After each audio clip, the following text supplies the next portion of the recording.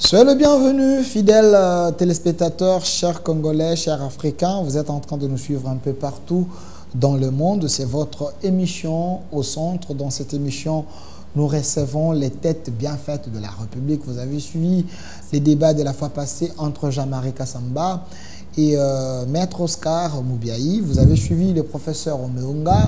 Vous avez suivi Madame Marie-Josée Foucault avec d'autres personnes, Ferdinand Camberet, professeur Godempoy, autant d'autres. Il y avait tellement de gens, Dodo Kamba et d'autres, mais aujourd'hui, c'est les tours de l'un des grands, lui qui est un scientifique confirmé de la République démocratique du Congo et aussi, il enseigne un peu partout dans le monde. Lui s'appelle professeur chercheur, il est professeur chercheur, professeur Paul Kibal. Il est également directeur général de l'IRED, concepteur et directeur du courant de la démocratie directe CODD. Il a écrit autant de livres, il a publié, c'est un scientifique congolais, mais de renommée internationale. Il est ici avec nous, professeur Paul Kibal. Soyez le bienvenu. Merci beaucoup, Monsieur Delphin.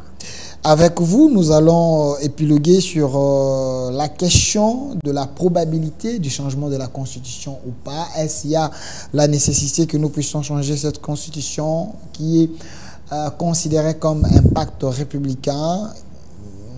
Il y a 229 articles dans cette Constitution. Est-ce que la Constitution de la République démocratique du Congo, la Constitution de 2006, elle est avantageuse pour le développement de la République démocratique du Congo, ou cette constitution freine les développements? On va en parler avec vous, mais avant d'y aller, il y a quand même certaines questions importantes de la nation au cours de la semaine. Professeur Paul Kibal, vous n'êtes pas un politicien, mais plutôt vous êtes un scientifique, vous réfléchissez au développement. Vous avez publié récemment un livre, Courant de la démocratie directe et panafricanisme rénové. Je salue également un autre panafricaniste qui est congolais, professeur Norbert Yamba, son actif aussi, plusieurs articles, plusieurs livres. J'aimerais un jour vous avoir sur ce plateau avec le professeur Paul Kibal qui parle du panafricanisme rénové. Professeur, vous voyagez un peu beaucoup, l'actualité reste dominée par l'atterrissage raté du chef de l'État. Malgré ça s'est fait, mais c'était quand même en retard. Que représente l'institution président de la République pour vous? Pensez-vous qu'en République démocratique du Congo, on n'arrive pas à comprendre l'importance de cette institution? Merci beaucoup, Monsieur Delphin. Bon, depuis mon abord, j'avais commis un lapsus lingué. Ok. Je suis concepteur et initiateur. Initiateur, voilà. Du courant, Les excuses. Du courant de la démocratie directe, en sigle CODD. CODD. Voilà, exact. Pas de problème. Bon, par rapport à votre question, bon, le chef de l'État, c'est le premier d'entre nous. C'est lui qui est le symbole de l'unité nationale. C'est lui qui est le garant de la nation. Donc, le chef de l'État n'est pas n'importe qui. C'est une personne, si on peut le dire, qui représente le créateur ici sur Terre. C'est le chef de l'État, par le pouvoir qu'il exerce. Donc ce n'est pas n'importe qui. Alors, que cet incident soit arrivé, je pense que c'est ça, nous ne pouvons que le déplorer. Nous le déplorons amèrement. Il est un fait que des pannes techniques arrivent. Les pannes techniques arrivent. Mais que cette panne-là arrive à l'aéroport international du Njili et avec le chef de l'État, me semble-t-il, qui a passé environ, je ne sais pas moi, une trentaine ou une vingtaine de minutes en l'air, ne pouvant pas atterrir, c'est quand même excessivement grave. Est-ce pour vous, il y a une négligence par rapport à son arrivée? Est-ce la faute au service? C'est la faute des services de sécurité? Bon, je pense que il faut mener des enquêtes pour savoir exactement. Mais le fait est que il y a eu une défaillance technique, à ce qui me semble. Il y a eu une défaillance technique. Or, au jour d'aujourd'hui, les défaillances techniques sont réparés à la minute. S'il y a coupure d'électricité, mais il y a un mécanisme automatique de relais. Ouais. Mais alors, que ça ne soit pas arrivé, bon, je pense que ce sont les enquêtes qui peuvent nous révéler la vérité. Dans Vous tout voyagez ça. un peu beaucoup. Est-ce que ça s'est fait ailleurs? Les internautes qui sont en train de nous suivre, est-ce que ça s'est fait aussi ailleurs, là où vous vous retrouvez? Si oui, laissez un peu de commentaires sur notre chaîne YouTube au centre. Nous voulons savoir, est-ce que c'est la première fois que ça se passe en République démocratique du Congo? Est-ce qu'ailleurs, ça ne se fait pas? Non, ailleurs, ça peut se faire, mais vous n'allez pas le sentir. Ok. C'est ça la différence. Immédiatement après, il y a un relais, en quelques secondes. Hein, le monde n'est pas parfait, la technique n'est pas parfaite. Ailleurs aussi, ça peut arriver. Hein, mais vous ne verrez pas comme ça. Automatiquement, il y a des mécanismes. il y a des mécanismes automatiques. Est-ce que notre aéroport, parce que vous venez de dire que c'est l'aéroport international, est-ce que notre aéroport ici, notre aéroport répond aux critères des aéroports internationaux? Quand vous regardez, quand vous vous présentez là-bas, contrairement à ce que vous voyez ailleurs. Un fait est que quand nous quittons l'aéroport d'Indjili et que nous allons ailleurs, on est dépaysé. Dépaysé. Oui, oui. On ne se retrouve pas. Difficile de faire la comparaison. Difficile de faire la comparaison. Au retour ici, Kinshasa, on croirait que c'était un aéroport de province. Donc, on ne peut pas appeler ça aéroport intérieur. Mais parce que c'est l'unique que nous avons jusqu'à présent. Est-ce que ça répond aux normes? Bon, oui, ça répond aux normes parce que les avions atterrissent. Mais ce n'est pas... Des conditions un peu mécaniques. Bon, oui, mais ce n'est pas encore au niveau de la grandeur de notre pays. Ok. Donc, ces Congo ne méritent pas... Non, non. Franchement, ça ne mérite pas. Quand vous allez ailleurs, mais vous êtes dépaysé. Moi, j'étais... quand vous allez ici, vous prenez Éthiopienne, par exemple. Vous descendez à... Où c'est encore là? L'aéroport là. Mais vous êtes dépaysé. D'abord, pour retrouver les correspondants. Mais encore qu'il faut savoir lire. Moi, pour la première fois, c'était un peu compliqué. Mais il faut savoir lire les boarding pass qui vous indiquent tous les itinéraires, toutes les trajectoires que vous devez suivre. Et même lire les enseignes lumineuses par-ci là, les flèches qui vous orientent. Tantôt vous montez, tantôt vous descendez, tantôt vous prenez un petit train, tantôt... Mais non. Ici, chez nous, franchement, il y a un grand effort à faire. Donc, il y a encore des travaux à faire. Beaucoup de travail à faire. Et récemment, j'ai vu le ministre du Transport, le VPAM Jean-Pierre Bemba, signer un contrat avec, à moins que je me trompe, les Qatariens pour construire et reconstruire notre aéroport pour que ça réponde quand même aux normes internationaux. Je pense que ça serait mieux et avantageux. Alors, ça vaut la peine. Et l'espace, nous en avons. Est-ce que nous avons des moyens pour... Pardon? Est-ce que nous avons des moyens pour s'offrir un aéroport comme ce que nous voyons en France, en Belgique, en Allemagne? Est-ce que nous avons ces moyens? Mais nous avons les moyens. Les moyens ne font pas défaut. Les premiers moyens, c'est lesquels? Mais les moyens humains. C'est les moyens humains. Oui, le capital humain. Nous avons des ingénieurs à travers le monde, bien formés, compétents, qui peuvent faire le travail. Et ensuite, bien sûr, les moyens financiers. Mais les moyens financiers, mais on peut le retrouver. Nous avons des minéraux, n'est-ce pas, convoités à travers le monde. Nous avons les ressources naturelles. Nous avons l'eau du fleuve. C'est une richesse. L'eau douce. Oui, mais c'est une richesse. Les Tchad voulaient même signer un contrat avec nous pour que la RDC puisse donner de l'eau. Mais bien sûr, je me rappelle, je crois... C'est des millions, hein? Oui, je me rappelle du temps de Mzee. Il me semble qu'il y avait un contrat dans ce sens-là. Et le président Kadhafi, à l'époque, était prêt à verser environ 50 milliards de dollars pour tirer l'eau de la RDC et monter jusque chez lui là-bas. Mais il y a eu l'intervention des maîtres de ce monde, en complicité peut-être avec certains nationaux, qui ont contré ces projets qui n'ont jamais eu lieu. 50 milliards à l'époque, en 2000, prenons 2000, en 2000. 2050 milliards. 50 milliards. Aujourd'hui, nous avons les budgets de près de 16 milliards. 20 mais milliards. à l'époque, déjà, Oui, 50 Kadhafi milliards, dont le Congo pouvait se développer. Mais bien sûr, il était sans compter sur la Banque mondiale. Mais bien sûr. Sans compter même sur le coltan, les minéraux soi-disant numériques, ainsi de suite. Les moyens, il y en a. Mais il faut les mobiliser. Il faut les mobiliser.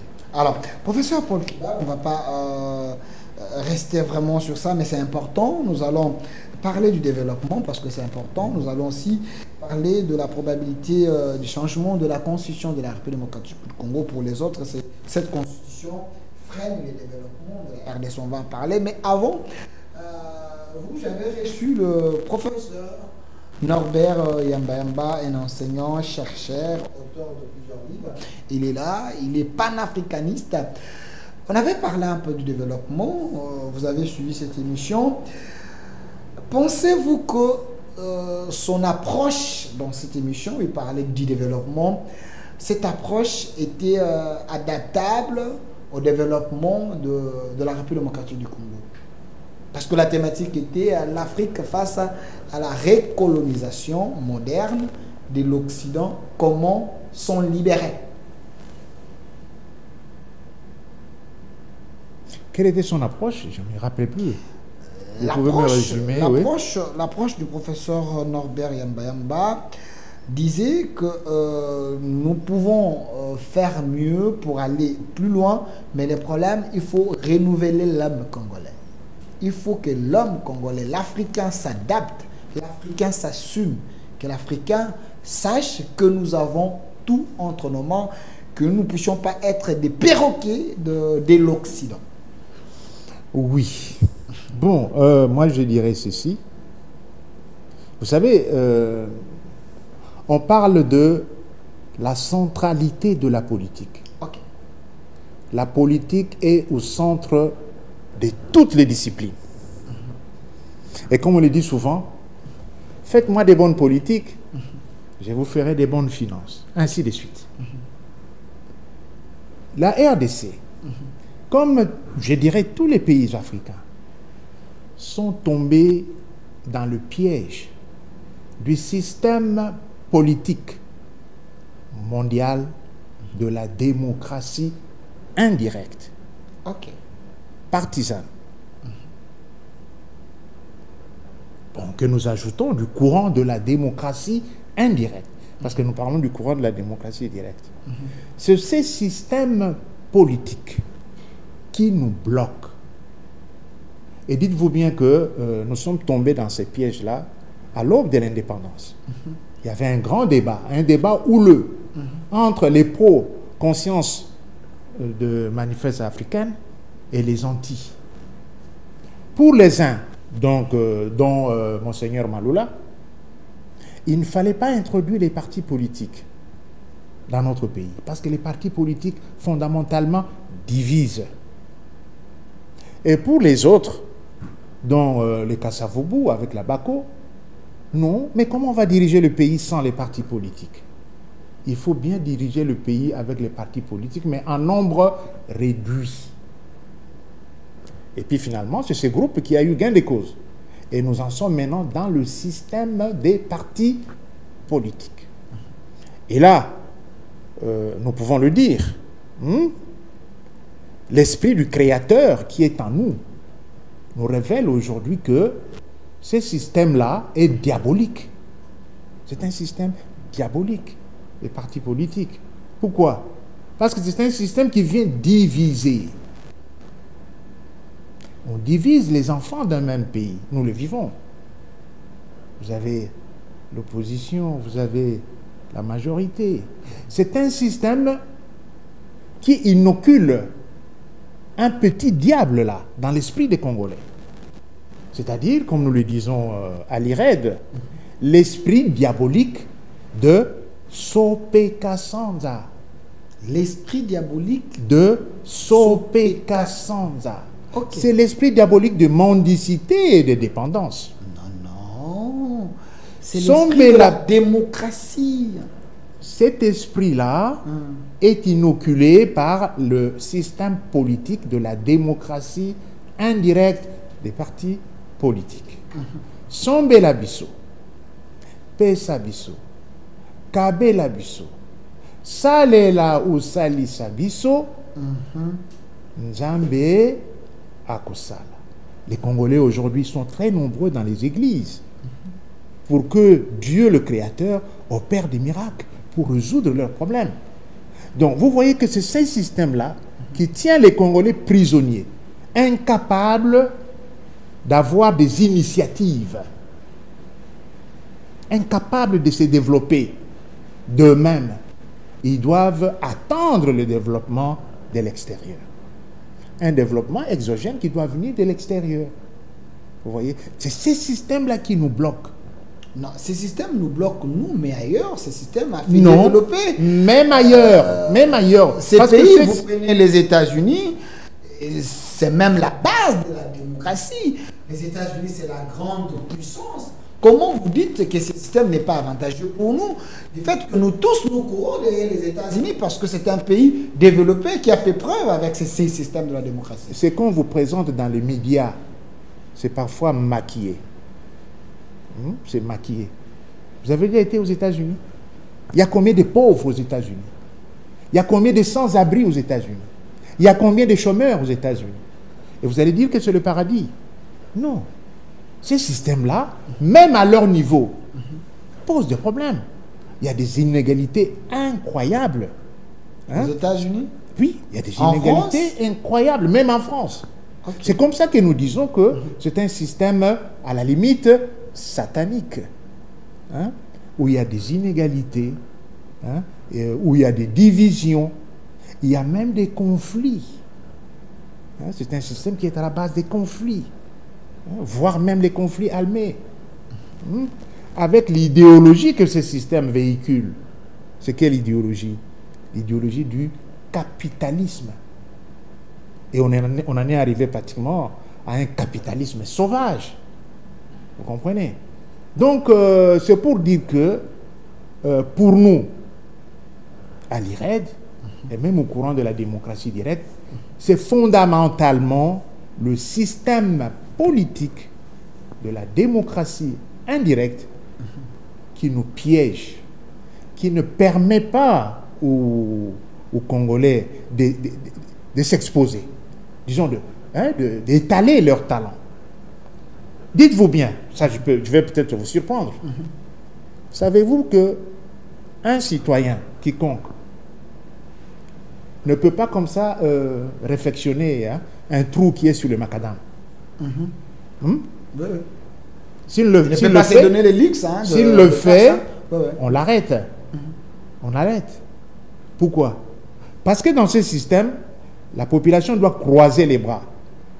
Et c'est l'autorité publique qui doit régler ces problèmes-là.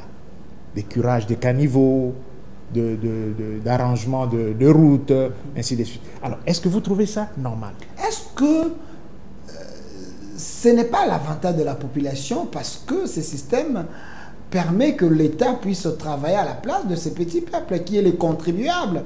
Donc, le peuple a légué son pouvoir à ses autorités, à l'administration de l'État pour que l'État fasse sa part. Oui. C'est un décharge. Oui, vous avez pleinement raison. Mais cet État dont vous parlez là est suspendu quelque part. L'État n'arrive pas dans les villages. Vous savez ça? Comment ça? Ah. Non, nous avons 145 territoires. Donc, l'État est représenté partout. Nous avons il y a l'autorité de l'État partout. Nous avons environ 80 000 villages. Je ne sais pas. Oui. L'État n'est pas représenté dans le village. L'État n'est pas représenté dans la rue. À la limite, l'État est suspendu au niveau du quartier et peut-être de la commune et même au niveau du secteur. Comment ça? Mais il n'y a pas d'institution étatique dans les villages, dans les rues. Les rues et les villages sont abandonnés à leur triste sort. dire abandonner, c'est quand même fort. Je suis journaliste, j'ai fait également des recherches. Quand vous dites que l'État n'est pas dans la rue, je ne comprends pas parce que selon les job description, il y a même les chefs de rue, chefs de localité, bourgmestres. Mais je vais vous surprendre. L'État est représenté dans tous les secteurs. Mais dire qu'il y a certains chefs de rue qui ne font pas leur travail, là je vous croirais. Mais dire qu'il n'y a pas l'autorité de l'État, là, les législateurs ont déjà tout prévu. Non, mais non, je vais vous surprendre. Je vais vous surprendre. Le chef des rues n'est pas un agent de l'État. C'est un agent privé. Privé? Oui, ce n'est pas un agent de l'État. Selon l'esprit de nos lois ou soit selon les lois, le chef des rues n'est pas payé. Ce n'est pas un agent de l'État, le chef des rues. Et je ne sais pas si vous le savez, Dieu merci, ils ont eu le courage de s'organiser en une association privée. Je pense que vous le savez. Il y a l'association des chefs des rues de la ville de Kinshasa. Donc c'est une manière pour les populations des rues de s'organiser pour se prendre en charge.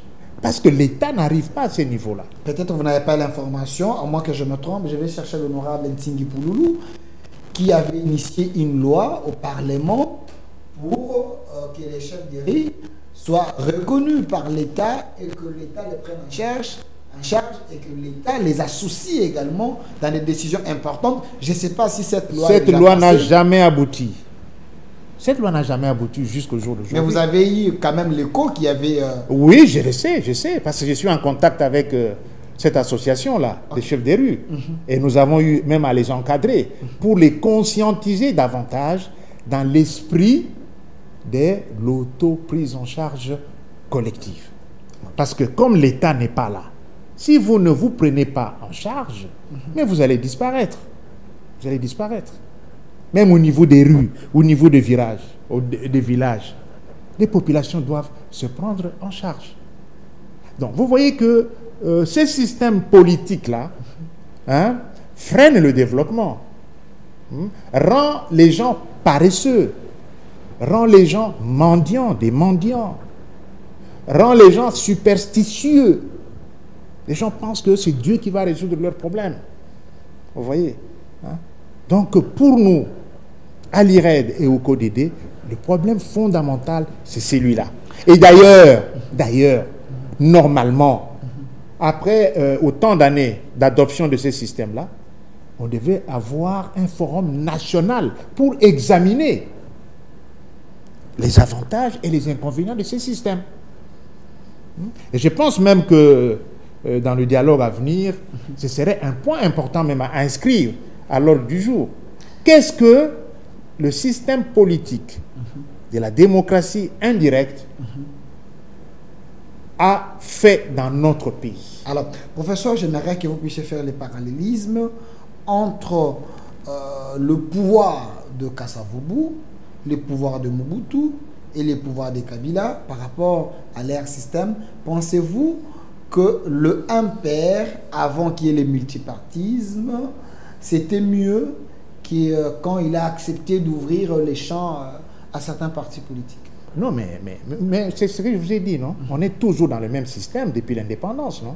Mais lui, quand même, à l'époque, il y avait un père parti-État. Oui, mais dès que vous arrivez au monde, vous tous, vous êtes chez lui, vous suivez sa logique. Ah oui? Mais est-ce que ça, c'était mieux? Ou quand il a ouvert, il a permis à ce qu'il y ait autant de partis politiques, ça s'est empiré encore? Oui, bon, je peux vous dire que le parti unique, c'est même mieux que le multipartisme intégral ou sauvage. Okay. C'est le moindre mal, selon nos analyses. Encore que fondamentalement, nous sommes contre le système des partis politiques. Mais le parti unique, c'est mieux que le multipartisme. Ça se rapproche un peu de votre idée? Oui, c'est le moindre mal. Okay. Nous avons des expériences. En Chine, il y a combien de partis politiques? Un seul parti politique, le Parti communiste chinois. Au Cuba, il y a combien de partis politiques? Le pays de Fidel Castro. Oui, un seul parti politique. En Corée du Nord, il y a combien de partis politiques? un seul parti politique. Et vous voyez quand même les performances. Hein? Non, même si, oui. Mais chez si nous, vous allez dans ces pays-là, mais chez nous, si vous allez dans ces pays-là, vous allez comprendre que le peuple vit dans une prison à ciel ouvert. Comme Mosengo avait dit, c'est contre la liberté même de l'homme, c'est contre même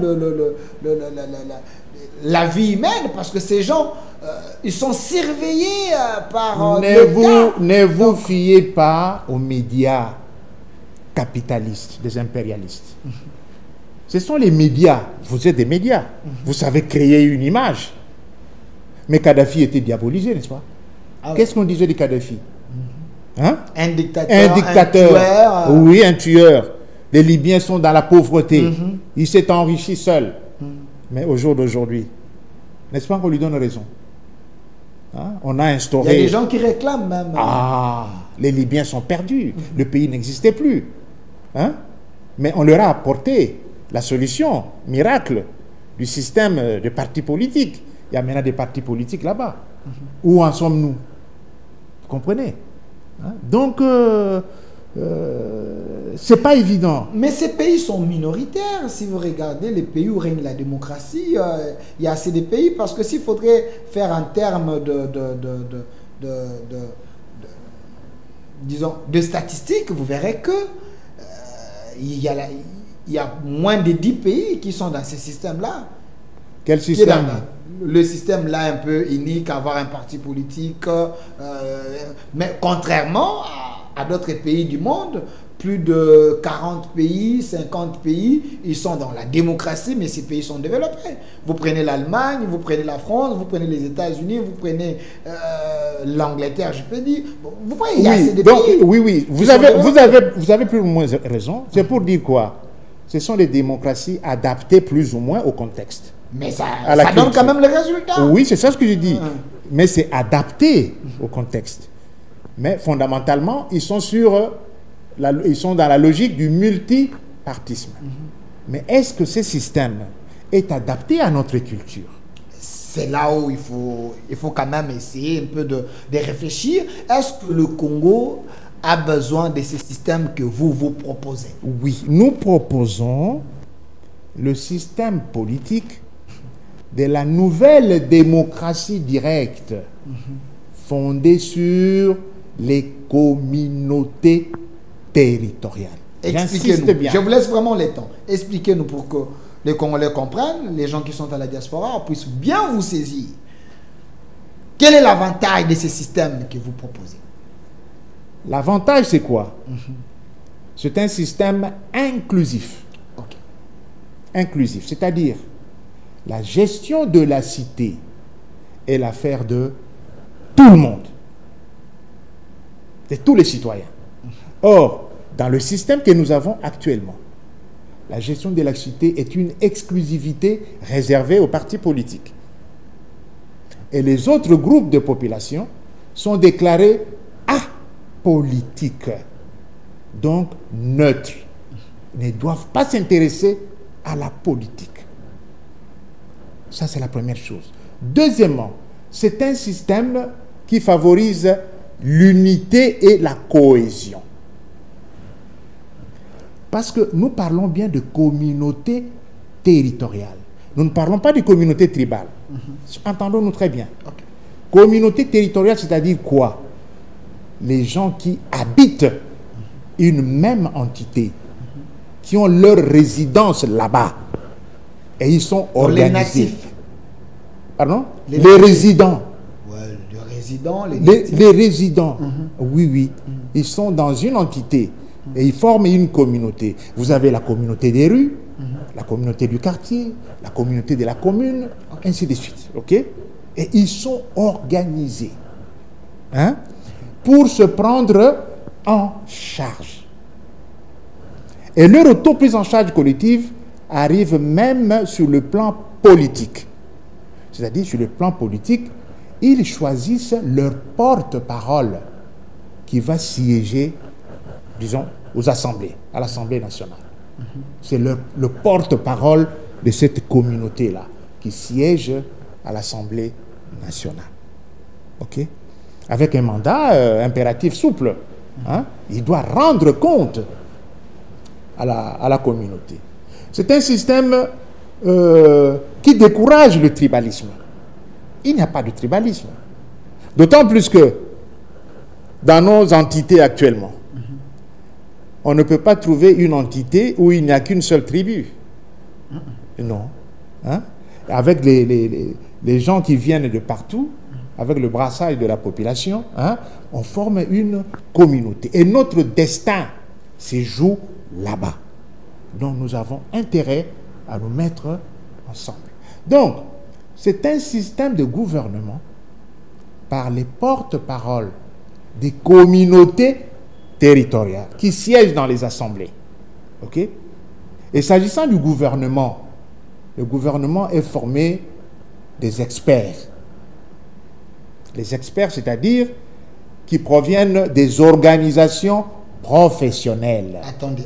Oui. Quand vous dites que les communautés s'organisent, oui, et ils désignent un porte-parole, oui, c'est celui-là qui va siéger à l'Assemblée nationale, comme oui, leur porte-voix. Oui. Ce qui veut dire pour vous, il ne faut plus aller aux élections, voter député, voter ainsi de suite. Donc, les choses doivent s'organiser de cette manière-là. Non, on peut aller aux élections. Bon, c'est-à-dire on peut aller aux élections. Quelle est la différence entre ceux qui seront élus par la population en général et les gens que la communauté va désigner? Parce que c'est comme s'il y aura des élections. Oui, il y aura des gens coptés, comme on copte aujourd'hui le chef coutumier dans les assemblées. Non, oui, c'est-à-dire quoi? Ce sera quoi?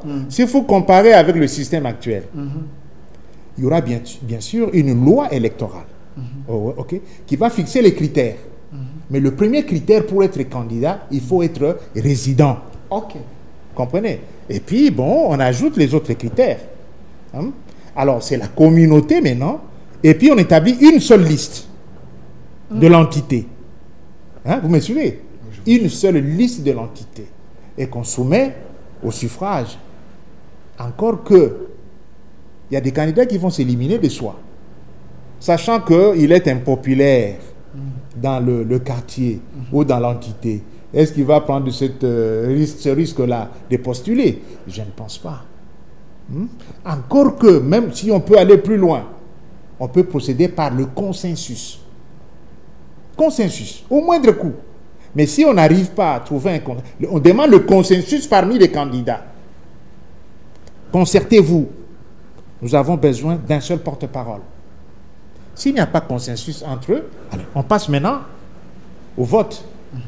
Oui, pour choisir le premier d'entre eux qui sera notre porte-parole au niveau de l'Assemblée nationale. Donc, au niveau de la communauté, il y aura des primaires, eux-mêmes vont se choisir les porte-paroles. Mais par rapport aux critères que vous venez de dire, là, il faut d'abord être résident.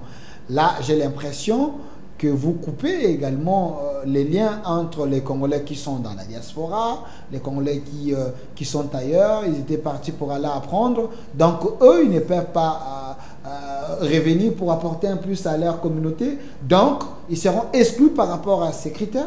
Non. Pourquoi? Pourquoi ils sont exclus? Ben parce que vous dites qu'il faut d'abord être résident, mais il y a des gens qui sont en Europe, ils sont en train de soutenir les communautés ici. Oui. Hein? Quelle est leur place? Oui, ils sont en train de soutenir les communautés. Donc, ils sont dans la communauté, mais ils sont ailleurs. Ils portent la communauté, la cause d'ici. Allez même dans les Western, dans des banques ici, vous allez voir qu'il y a des choses qui sont alimentées ici par rapport à ceux qui sont à l'extérieur, sont en train d'alimenter, d'envoyer l'argent. Ils se soucient plus. Oui. Ce n'est pas que ils sont exclus, hein. Ils perdent leurs droits ou leur citoyenneté. Mais ces critères déjà posent problème. Non. Ces critères posent problème. Mais cher ami, je ne sais pas en quoi ça peut poser problème. Non, parce que vous avez d'abord un instant. Porte-parole de la communauté, il faut être résident. Oui, il faut être résident. Donc il y a des Congolais qui sont résidents en Europe, résidents en France, ainsi de suite, mais leur cœur est dans leur communauté. Oui. C'est eux-mêmes le contribuable, les pros, les gens qui donnent beaucoup pour que les choses avancent. Exact. Donc vous allez les exclure pour ça? Exclure pour voter. Exclure pour quoi? Voter ou soit être candidat porte-parole dit ça va, je reviens dans mon pays parce que je dois accomplir telle mission pendant 5 ans, pendant 3 ans, je vais être porte-parole de ma communauté, mais je quitte, je viens. Oui, oui. Mais s'il vient dans le pays, ok, il doit d'abord s'installer dans le pays. Il doit s'installer dans le pays pendant un certain nombre d'années. Il est installé dans le pays et en ce moment-là, bon, il peut bien voter et être candidat. C'est ça. Hein? Mais ce n'est pas qu'ils sont exclus. Voilà. Oui. Au niveau gouvernemental, au niveau du gouvernement, c'est un gouvernement des experts. Experts. Oui. C'est-à-dire quoi? Pour être concret, le ministère de l'Agriculture sera présenté par l'ordre des agronomes. Ok. Oui, l'ordre des agronomes propose peut-être 2-3 candidats, quitte à trouver des mécanismes pour choisir un d'entre eux. Le ministère de la Santé, ce sont des professionnels de la santé qui s'organisent, qui organisent des primaires à leur niveau, ok, et proposent à la nation un candidat ministre, ok. Et ici, nous pensons même qu'on pouvait avoir un ministère des affaires religieuses.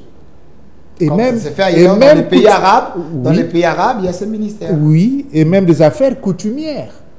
Parce qu'avec toute la prolifération des églises que nous avons ici, hein, ben, il faut quand même fixer un peu les règles quand même. Ça ne serait pas de trop parce que nous avons déjà les ministères de l'Intérieur qui gèrent tous ces ministères, ministère de l'Intérieur, affaires coutumières, ainsi de suite. Là-dedans, il y a ces composantes. Oui, c'est-à-dire, oui, on peut avoir un ministre titulaire avec des vice-ministres par secteur. Ce n'est pas un problème. Mais il faut bien qu'il y ait cette séparation-là. Un ministre des affaires coutumières hein, et un ministre peut-être des affaires religieuses. Maintenant, quand vous dites qu'il faut avoir un gouvernement des experts, j'ai l'impression que vous ne comprenez pas que nous sommes au XXIe siècle. Les pays ont besoin de moyens. S'il faudrait prendre l'expert dans chaque secteur, nous risquons d'avoir un gouvernement de plus de 100 membres. Plus de 200 membres, parce qu'il y a assez les experts. Combien de secteurs que nous avons en République démocratique du Congo si nous voulons développer les pays?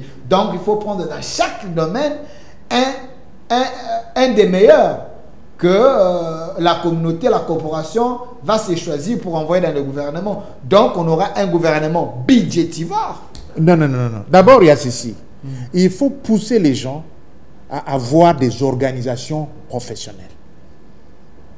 C'est pour des raisons d'éthique aussi. Parce que, vous voyez par exemple, nous avons par exemple l'ordre des médecins. Hein? C'est pour des raisons d'éthique, pour ne pas avoir des charlatans, ainsi de suite.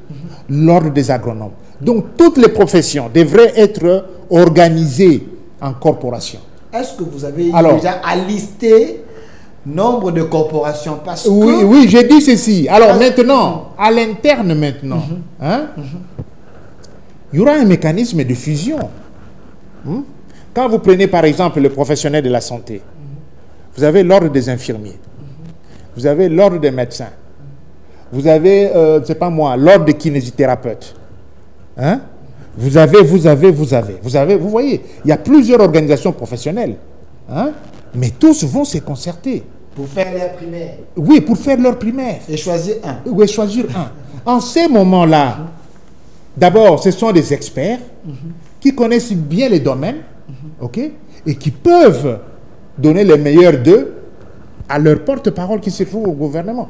Je vais vous donner un exemple. Okay.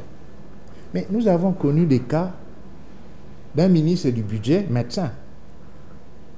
En RDC? Oui. Dans le système actuel. Ministre du budget médecin? Oui, dans le système actuel. Il faut les citer. Hein, je ne veux pas citer les noms. Parce que les mais je sais. Peuvent nous aider. Essayez un peu de regarder au ministère du budget. Est-ce qu'il y a eu un ministre du budget un vice-ministre. Ça, ce n'est qu'un exemple. Ok. Prenez dans d'autres ministères aussi. Hein? Parce qu'il y a des ministères on ne peut pas tâtonner, on ne peut pas mettre un médecin au ministère du budget. Mais écoutez-moi, je sais de quoi je parle. Ok. Hein? Prenez les cas dans d'autres ministères aussi. Vous aurez des cas. Vous avez par exemple un ministre de l'enseignement supérieur universitaire, gradué. On en a déjà connu. Oui. Gradué. Gradué. Gradué. Ministre. Ministre de l'enseignement supérieur et universitaire. Tout ça pourquoi? Ça pose des problèmes? Pardon? Ça pose problème? Mais ça pose un problème. Comment un gradué peut diriger, par exemple, un ministère de l'enseignement supérieur et universitaire? Simplement parce que il a un parti politique. Il est présenté par son parti politique. Non, professeur. Le système politique des partis politiques. Donc, le système politique des partis politiques tue l'avancement et le développement du pays. Mais C'est ce que vous le dites. J'aimerais quand même vous confronter par rapport à certaines avancées ailleurs. Hein. Vous voyez, aujourd'hui, en RDC, nous avons des porteurs de diplômes, mais nous n'avons pas des scientifiques. Oui. Nous n'avons pas... Un intellectuel, c'est qui? La définition simple d'un intellectuel, à moins que je me trompe, c'est celui qui sait trouver des solutions aux problèmes de sa communauté, de sa société. Exact, oui. C'est celui-là un intellectuel. Oui. Alors, si vous dites que vous avez déjà eu un ministre de l'enseignement supérieur gradué, la question qu'il faudrait se poser, est-ce que c'est un intellectuel? Est-ce qu'il avait identifié les problèmes de votre secteur? Est-ce qu'il avait donné des solutions ou pas? Parce que je vous donne un cas. Allez au Brésil, il y a eu un président, à moins que je me trompe, Lula, qui n'avait pas les études très poussées, mais il semble que c'est lui qui avait trouvé des solutions aux problèmes de son pays. Bon, pourquoi on a besoin des cabinets? On peut avoir des gens, les experts dans votre cabinet, vous donnez l'impulsion et vous aident. Oui. C'est un problème. Papa, mais sinon alors, pourquoi on envoie les gens aux études? Non, non, j'ai fait que poser la question. Oui, mais pourquoi? Je ne dis pas, il ne faut pas qu'il y ait des professeurs comme ministres. Mais la question, est-ce qu'on a besoin de porteurs de diplômes ou on a besoin des intellectuels? Oui. On peut être intellectuel sans avoir un diplôme fameux. Oui, mais c'est-à-dire, on a besoin des deux. Ok. Des intellectuels qui ont des diplômes. Ce sont les deux. Les deux, on doit bien le mettre ensemble. Il faut combiner les deux. Il faut combiner les deux. Oui. Mais dans un système, on privilégie l'empirisme, le politique. Parce que simplement, il est politicien.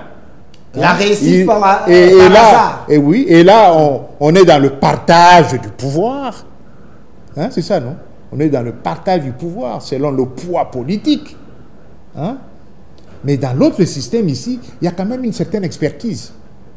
Parce qu'il y a quand même des présomptions entre quelqu'un qui vient d'une corporation, ok, hein, et quelqu'un qui vient de nulle part, mais qui doit exercer certaines fonctions. Simplement parce qu'il a été présenté par un parti politique. Non, professeur, il y a un problème. J'aimerais quand même que nous puissions aider la communauté, les gens qui sont en train de nous suivre. Je ne suis pas contre vous, mais j'ai fait que poser des questions des téléspectateurs. Quand vous dites qu'il faut combiner les deux, donc le diplôme et l'intellectualisme. Exact. Mais si ça s'est fait que la majorité de ceux qui ont tué ces pays, c'est plus les porteurs des diplômes, est-ce qu'il n'y a pas moyen de changer les paradigmes? Il n'y a pas moyen de changer la manière de faire? Parce qu'aujourd'hui, les politiques ont à leur côté les professeurs qui monnaient leur intelligence pour nuire les pays.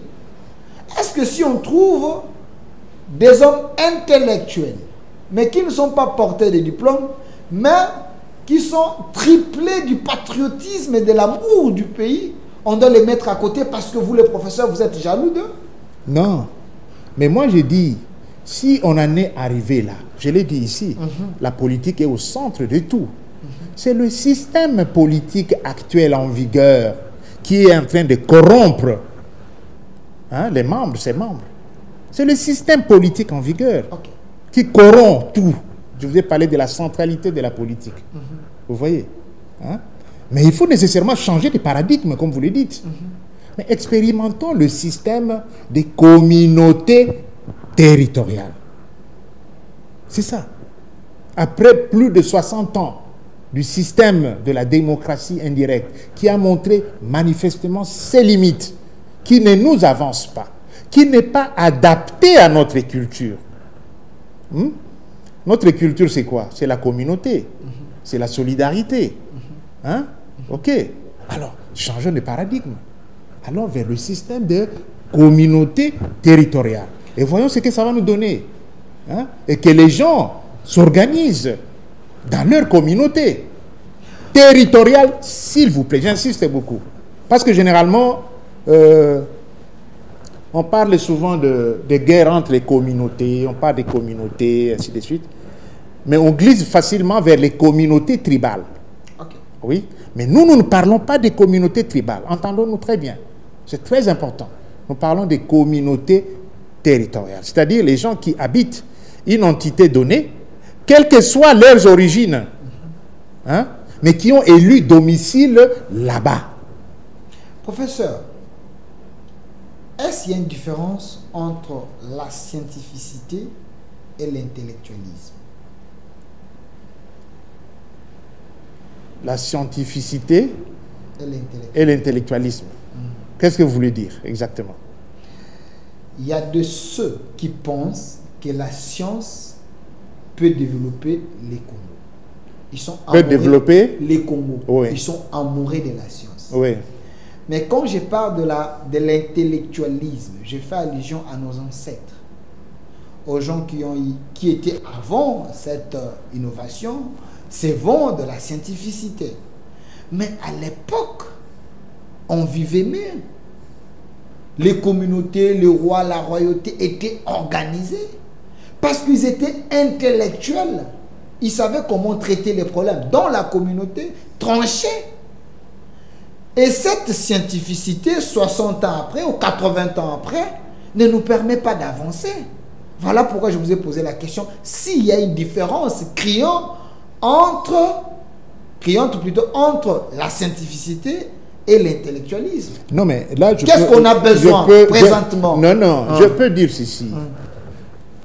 Il faut dire véritablement qu'on n'a pas beaucoup fait de recherches sur les connaissances ancestrales. C'est ça. C'est déjà un problème. C'est ça le problème. Nous sommes plus aliénés. Okay. C'est ça le problème. Nous sommes oui, la culture étrangère. Voilà. Nous sommes des aliénés. Pour ne pas dire des blancs à la peau noire. Vous comprenez? Hein? Alors, incapables de résoudre le problème qui se pose dans notre pays. Parce que les enseignements, là, tous les enseignements, là, bon, comme le dit mon ami frère Norbert Yamba, que je connais bien aussi, hein, je le salue d'ailleurs, on fait du copier-coller. Hein? On fait du copier-coller. J'ai eu un entretien très intéressant, paix à son âme, avec le professeur Kalele. Professeur Kalele, que j'ai reçu plusieurs fois. Oui, mais il n'a pas hésité à le dire. Le professeur Kamba Ibouacha aussi. Il n'a pas hésité il n'a pas hésité à le dire pour nous donner raison. Il dit, mais nous formons des répétiteurs. Voilà, comme Yamba dit, des perroquets scientifiques. Oui, des répétiteurs. Ça, c'est le professeur Kalele. Quand on échangeait avec lui au sujet de ce changement de système politique. Vous voyez, donc c'est ça. Donc même le système éducatif doit être réformé. Donc, je peux le dire. L'IRED, comme nous le disons, est membre de la société civile savante et d'éducation à la nouvelle citoyenneté d'auto-prise en charge collective. Cette citoyenneté-là manque au pays. La citoyenneté d'auto-prise en charge collective. Et là, je peux le dire, nous avons écrit au ministère de la Jeunesse et Éveil patriotique, et même au ministère de l'Éducation et nouvelle citoyenneté, hein, et même au ministre de l'Enseignement supérieur et universitaire, pour qu'on insère même dans les programmes des cours les notions sur l'auto-prise en charge collective. Ça n'existe pas dans notre pays. Mais ailleurs, ça s'est fait. Je ne sais pas ailleurs si ça s'est fait. En Chine, oui. Pardon? En Inde aussi. Oui. Oui. Nous avons écrit. Bon, jusque-là, on attend. Hein? C'est ça ce qui manque. Et ça devait être enseigné même aux enfants de maternelle, primaire. C'est-à-dire, la nouvelle citoyenneté d'auto-prise en charge collective signifie quoi? là où 2, 3, 4 Congolais sont ensemble, travaillent ensemble, vivent ensemble, ils doivent pratiquer l'auto-prise en charge collective. Mais les politiques en parlent déjà. À moins que je me trompe, Laurent Désiré Kabila avait dit prenez-vous en charge. Tshisekedi le père également avait dit prenez-vous en charge. Donc, il y a eu déjà une conscientisation dans ce sens, mais il faudrait les cimenter pour que mais ça nous, commence je vous même au dis, niveau, non, mais je vous dis que nous avons formalisé cela. Nous avons scientifisé cela, pour prendre le terme de mon frère Yamayama. C'est-à-dire, nous donnons des modules de formation. Comment les Congolais peuvent se prendre en charge. Voilà. Ça, c'est très important. Voilà. On perd beaucoup de temps. Par exemple, à suivre les matchs de football. À aller prier pendant des heures et des heures. Alors qu'on pouvait mettre ce temps-là à profit pour l'auto-prise en charge collective des membres de communautés. Vous pensez qu'il y a un peu trop de divers au lieu de... Oui, c'est-à-dire le temps aux choses essentielles. Exact. Le temps pour l'auto-prise en charge collective est minime. Pour ne pas dire ça n'existe même pas. Or, les gens de la rue, par exemple, est-ce que dans nos villages même, ou même dans nos rues ici, est-ce que les gens arrivent à se mettre ensemble là pour examiner leurs problèmes? Nous avons quel problème ici? Comment nous pouvons faire pour résoudre ces problèmes? Est-ce que ça s'est fait? Professeur. Ça ne se fait pas. Professeur Portugal, entre les politiques et les scientifiques que vous êtes, qui sont à la base de nos malheurs, le malheur des Congolais? Il semble que vous, dans votre tiroir, vous avez des cadavres. Par rapport à vos écrits, vous avez tué les Congo.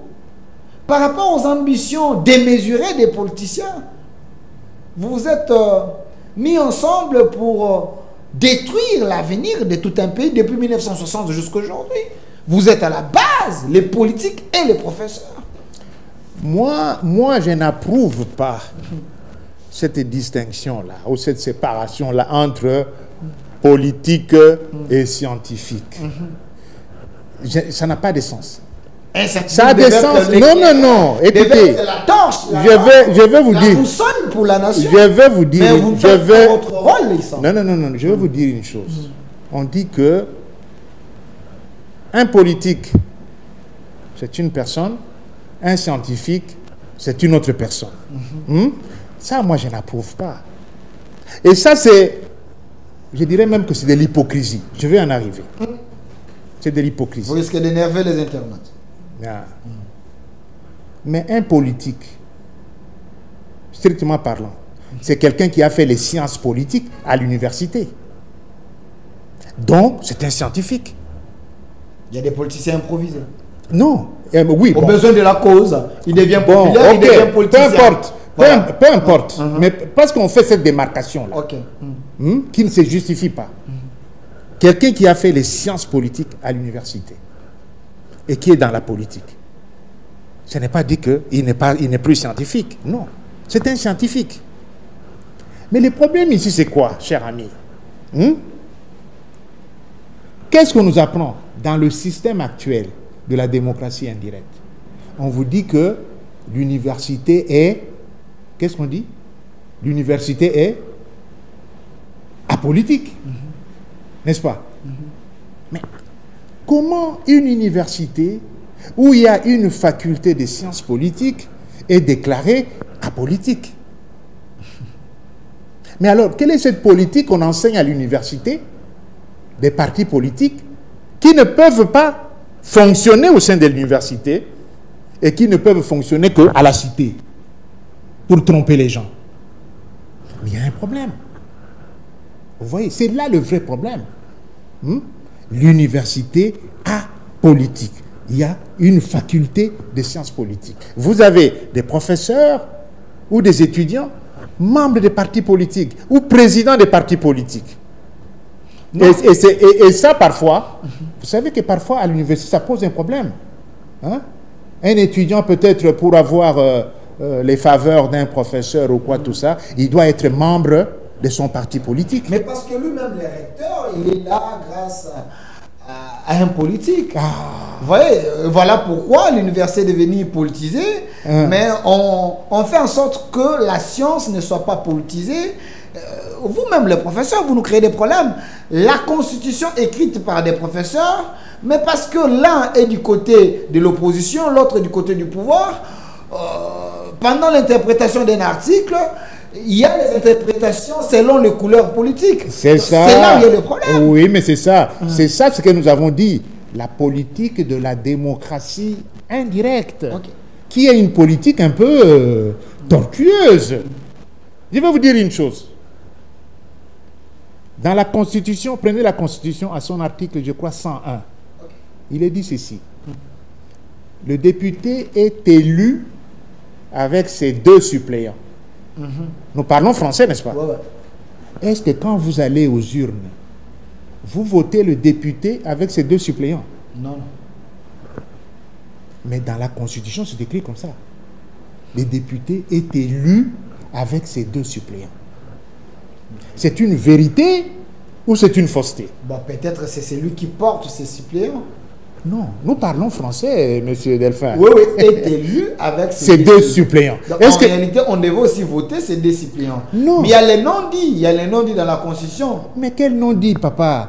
Le député dépose sa candidature avec ses 2 suppléants. Non, élu avec... Non, je continue. Il dépose sa candidature avec ses 2 suppléants. Mais il est élu seul. Nous parlons français quand même. Hein? Hein? Il y a un problème. Hein? Plus loin, on vous dit, le député a un mandat national. Est-ce que ça se justifie? Est-ce que c'est normal? Mais ça, c'est dit dans la Constitution. Un député élu à Tchela. Il est député national, ce qui veut dire qu'il porte la cour de la nation. Vous n'allez pas interdire à un député national d'aller de parler des problèmes de ceux qui sont à Kanyabayonga parce que ce n'est pas sa constitution. Il faut formuler ça autrement. Un député, il est élu à Tchela. Il connaît mieux les problèmes de Tchela. Mais il est congolais. Il est congolais. Les problèmes du Congo l'intéressent aussi. Oui, mais il connaît mieux les problèmes de Tchela que les problèmes peut-être de Rutshuru. Mais il peut donner son point de vue comme Congolais. Mais ce n'est pas que vous allez le surcharger avec un mandat national. Il faut trouver les termes appropriés. Alors, si vous dites cela, vous touchez également aux normes, aux règles, à l'esprit de la Constitution. Je me rappelle, le professeur Bob Kabamba, ils sont très nombreux, les gens qui ont fait à ce que nous puissions avoir cette Constitution. Les professeurs Bouchard, ils sont très nombreux, les gens qui ont contribué. Vous pensez que cette Constitution est essoufflée? Notre Constitution, la Constitution de 2006, il faut la refaire, il faut la changer. Cette Constitution a déjà montré ses limites. Il faut la changer. Je le dis ici. Il faut la changer. La Constitution actuelle, c'est la Constitution des partis politiques. Il faut la changer pour la constitution des communautés territoriales, telle que je vous l'ai dit ici. Et c'est là où nous avions soutenu l'idée du chef de l'État, quand il avait lancé à l'époque, répondant à nos frères de la diaspora là-bas, pour dire qu'il allait mettre en place une commission pour examiner la Constitution, et ainsi de suite. Et j'ai même suivi Bob Kabamba, quand il disait même que le changement de la Constitution, ce serait un coup d'État constitutionnel. Oui. À l'heure actuelle, il faut changer cette constitution. Elle n'est pas adaptée à notre culture. Elle freine le développement du pays. Mais il y a les articles intangibles dans cette constitution. Les articles intangibles, l'article 220. Un instant. Les articles intangibles ne concernent que la révision de la Constitution. Ok. Mais ça ne concerne pas le changement de la Constitution. Pour ne pas dire le changement de système politique. De la démocratie indirecte à la nouvelle démocratie directe des communautés territoriales. Voilà. En tout cas, ça, à l'IRED, comme au conseil scientifique de l'IRED, même à la coordination nationale du CODD, nous avons eu à faire beaucoup de déclarations à ce propos. Hein? Parce que c'est une manière vraiment de mettre les gens ensemble. Il n'y aura pas de conflit. Mais ce qui est dangereux, c'est que les politiques ne voient pas les choses de la manière que l'IRED et CODD voient. Parce que certains politiques pensent que si on change la constitution maintenant, ça serait pour donner des béquilles au chef de l'État. Donc, qu'il reste au pouvoir, qu'il demeure si longtemps possible. Au moment qu'il faut... j'ai suivi Kameta qui parle d'un État fédéral, les autres pensent... Vous voyez, donc, est-ce que si vous le faites, ça ne serait pas une manière d'appuyer Tshisekedi? Pardon? Si vous le faites, maintenant, on change la constitution maintenant, là. Oui. Est-ce que ça ne serait pas un moyen de donner des béquilles au président Tshisekedi, selon les opposants? Non, un instant. Si nous avons la même pensée que le président Félix, où est le mal? Où est le mal? L'important ici, c'est quoi? C'est sauver le pays. C'est aller de l'avant. Parce que les opposants pensent aussi. Parce que c'est-à-dire quoi? Parce que c'est lui qui étrangle les pays selon les opposants, c'est le président Tshisekedi. Oui, vous pensez les sauver avec lui ou les sauver avec les opposants? C'est-à-dire, entre les un instant, il y a ceci. Pour eux, quand on parle de révision de la Constitution ou du changement de la Constitution, ils ne voient que le mandat du chef de l'État. Présidentiel. Voilà. Mais nous ne sommes pas là. Okay. Hein? Nous voyons le système politique dans son ensemble. Vous voulez faire tomber les systèmes? Oui, non, pas faire tomber. Non, l'ancien système, parce que... Améliorer. Je veux parler d'améliorer. Si nous changeons la Constitution, donc vous déboulonnez les clés de l'ancien système, donc vous mettez des lois appropriées, vous quittez de ces systèmes prédateurs et pour un système un peu collectif. Oui, mais c'est-à-dire, c'est améliorer, adapter à notre culture. Ce n'est pas dit que tout ce qui est dans la Constitution là-bas est noir. Hein, on va mettre une croix. Non. La Constitution... Il y a des choses récupérables. Oui, il y a des choses récupérables. Pourquoi pas? Pourquoi pas? L'organisation en communauté, c'est prévu dans la Constitution, non? Hein, la liberté d'association. Hein, pour former les corporations, tout ça. C'est prévu dans la Constitution. Mais ça, on ne va pas mettre une croix. Pour ne prendre que cet exemple.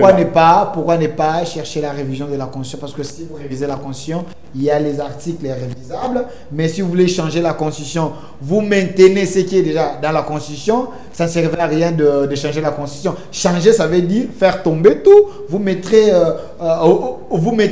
des choses nouvelles. Mais le mieux serait réviser. Non. S'il y a des choses à maintenir. Non. Bon, en marketing, je vais un peu dans le domaine du marketing. Hein? Avec le même produit, il suffit de changer l'emballage, ça devient un nouveau produit. Ça, c'est en marketing. Voilà. Hein? Ça, c'est notre intérêt que vous m'avez. Voilà. Donc, ce n'est pas un problème. Ce n'est pas dit que tout ce qui est là-bas, dans la Constitution, là, a jeté dans la poubelle. Non. Non. Est-ce que l'organisation administrative du pays, voilà, on va jeter ça dans la poubelle? L'organisation administrative du pays, avec les provinces, les territoires, tout ça. Non. Mais on peut les restructurer autrement. Hein? On peut responsabiliser aussi les entités. Comme j'ai dit, responsabiliser les rues, responsabiliser les villages, hein? Leur reconnaître une certaine autonomie. J'ai suivi ce matin, je crois, à la radio, hein? C'est pas moi, où on dit que en Chine, la Chine, hein, verse des subventions aux villages. Ça, j'ai suivi ce matin. Est-ce qu'on peut verser des subventions à une entité qui n'est pas organisée? Non. J'ai suivi ça ce matin. La Chine verse des subventions aux villages. Dans les villages, tout ça. Et allons-y même au niveau de la Suisse. Il y a des budgets de villages. Il y a des écoles de villages. Il y a un conseil de village. Mais parce que chez eux, il y a les sérieux. On ne peut pas détourner l'argent. Il y a des lois fortes. Parce que si nous avons une justice faible, même si vous changez la constitution, il y aura les intouchables, il y aura les gens qui peuvent prendre l'argent de la République et en faire ce qu'ils veulent, vous voyez. Donc, ça ne servirait à rien. Non, mais c'est-à-dire quoi? Chez eux, quand même, quand ils font ça, c'est conforme à un texte qui existe. Hein? Peut-être leur constitution ou quoi. Mais chez nous, ce n'est même pas prévu. Ce n'est même pas prévu les subventions au village. Mais il y a la rétrocession. Pardon? Il y a la rétrocession. Mais la rétrocession, on rétrocède à qui? Non, le gouvernement central fait la rétrocession. À quelles entités? Au gouvernement provincial. Aux le gouvernement entités. provincial identifie les problèmes de sa province et il faut aussi savoir. La rétrocession s'arrête au niveau des entités territoriales décentralisées. La rétrocession ici à Kinshasa s'arrête où? Au niveau de la commune. Même pas au niveau du quartier. Et encore moins au niveau de la rue. Hein? C'est grave, non? Vous voyez? Hein? Donc, c'est pour dire que, avec le système actuel, le pays est même sous-administré. Non, il ne faut pas dire ça parce que nous qui achetons des parcelles, vous avez des parcelles, vous savez qu'avant d'obtenir des documents, avant d'aller à la commune, il y a un chef du quartier. Oui. C'est l'autorité.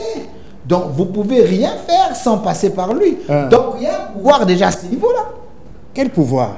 Le quartier, le vrai ou faux, avant d'avoir les documents à la commune, ils ont besoin des documents du chef du quartier. Oui. Ce qui veut dire déjà, il y a un représentant de l'État. Le quartier, là, c'est un agent administratif. Il est dans l'exécutif, oui. Non, il est dans l'administration, il a les mandats. Il a les mandats. Oui. C'est lui qui représente les quartiers à la commune. C'est un agent administratif. Oui. Donc, c'est le représentant du chef de l'État dans l'État. Oui. Donc, il a un pouvoir. Quel pouvoir? Je vous dis que c'est un agent administratif. Il n'a pas le pouvoir de décision. Il n'a pas un budget propre. Il n'a pas une autonomie. Il y a des droits que nous payons au chef du quartier. Pardon? Il y a des droits que nous payons au chef du quartier pour avoir certains documents. Le quartier, à la limite, c'est une entité déconcentrée. Ce n'est pas une entité territoriale décentralisée avec un budget propre. Hein? L'entité décentralisée, c'est au niveau de la commune. Il y a des choses à refaire, professeur Pogba. Oui. À la fin, j'aimerais chuter par rapport à cette question. Courant de la démocratie directe et panafricanisme rénové. Qu'est-ce que vous voulez dire? Parce que je reçois souvent le professeur Norbert Yamba, les panafricanistes, qui nous parle du panafricanisme. Mais chez vous ici, il y a une innovation. Une innovation, vous dites que panafricanisme rénové. Ça se diffère en quoi avec la démarche du panafricaniste Robert Yamba et d'autres? Le panafricanisme rénové se fonde sur la nouvelle démocratie directe, ok, fondée, elle, sur les communautés territoriales.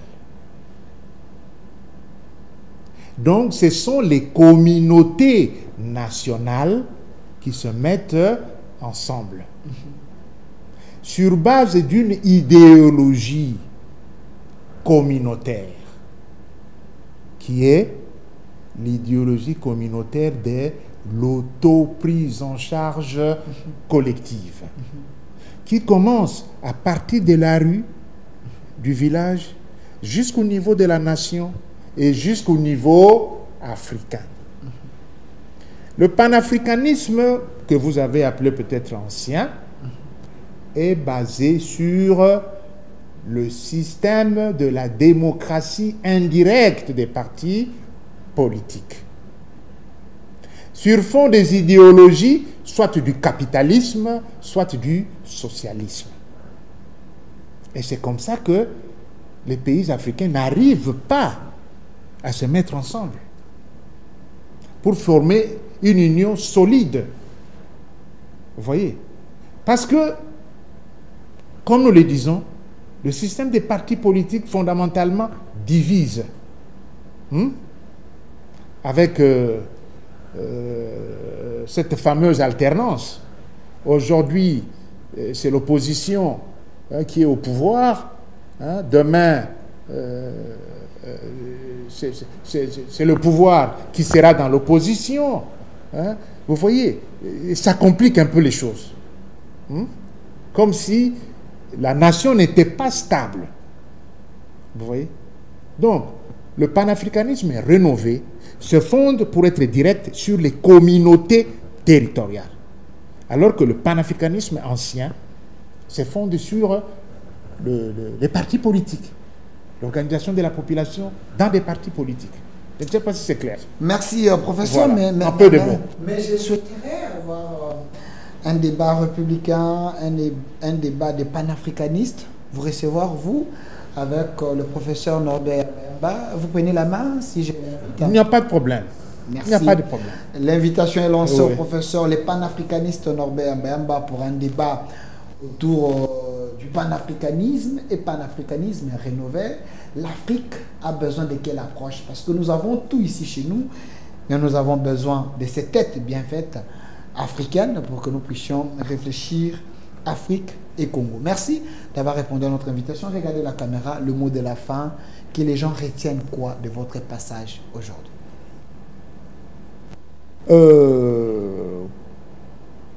Après autant d'années d'indépendance,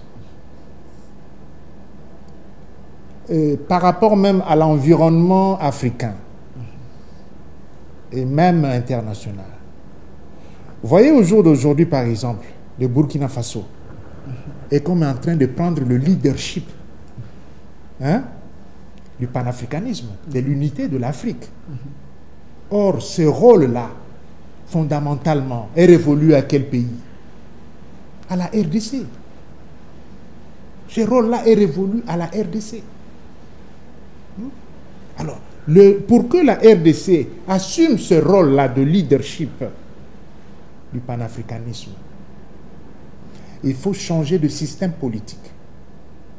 Nous devons abandonner le système politique actuel qui est à la base des divisions, à la base des conflits, pour le système politique des communautés territoriales. Ça va nous apaiser, ça va nous mettre au travail. Et à partir de la RDC, les autres pays africains pourront nous rejoindre. Parce que nous serons les premiers à mettre en place ce système-là, des communautés territoriales. Et je pense qu'il y a beaucoup de problèmes qui seront résolus en se regardant comme ça. Je vous regarde, vous me regardez. Mais pourquoi nous nous battons? Pourquoi nous nous battons? Nous sommes africains. Nous sommes africains. L'Afrique nous appartient. Comment nous devons laisser la main aux gens qui sont très loin de l'Afrique, très loin de notre pays, pour s'ingérer dans nos problèmes? Je pense qu'au jour d'aujourd'hui, l'heure est arrivée pour que véritablement que nous prenions conscience. Merci, professeur Paul Kibal. Je précise que vous êtes professeur chercheur et directeur général de l'URED. Vous êtes également concepteur et initiateur du courant de la démocratie directe CODED. Exact. Merci d'avoir répondu à notre invitation, chers Africains, chers Congolais.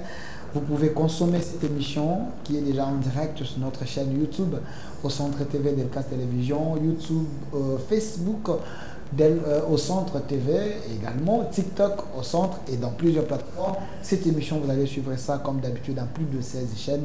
Abonnez-vous, une autre RDC est possible. Le Congo a besoin de têtes bien faites comme ça pour aider quand même ceux qui dirigent. Au revoir.